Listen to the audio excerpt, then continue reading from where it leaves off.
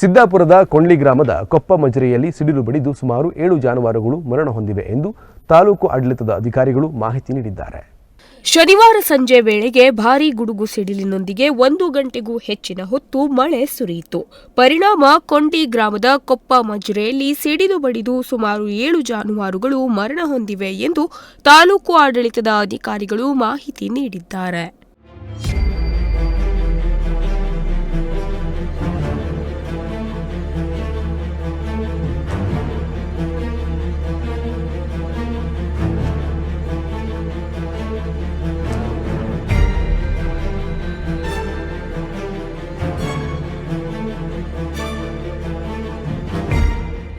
ಬೂರಿಯಾ ಕನ್ನಾ ನಾಯ್ಕ್ ಅವರಿಗೆ ಸೇರಿದ 2 ದನ, ನಾರಾಯಣ್ ರಾಮ ನಾಯ್ಕ್ ಅವರಿಗೆ ಸೇರಿದ 2 ದನ, ನಾರಾಯಣ್ ಕನ್ನಾ ನಾಯ್ಕ್ ಅವರಿಗೆ ಸೇರಿದ 1 ದನ, ಗಣಪತಿ ಕನ್ನಾ ನಾಯ್ಕ್ ಅವರಿಗೆ ಸೇರಿದ 1 ದನ ಹಾಗೂ ಲಕ್ಷ್ಮಣ್ ಗೋವಿಂದ್ ನಾಯ್ಕ್ ಅವರಿಗೆ ಸೇರಿದ 1 ದನ ಸೇರಿದಂತೆ ಒಟ್ಟು 7 ದನಗಳು ಮರಣ ಹೊಂದಿವೆ.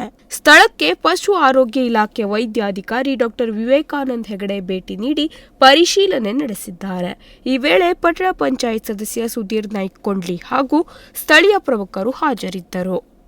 ದಿವಾಕರ್ ನಾಯ್ಕ್, ನುಡಿಸಿರಿ ನ್ಯೂಸ್, ಸಿದ್ದಾಪುರ.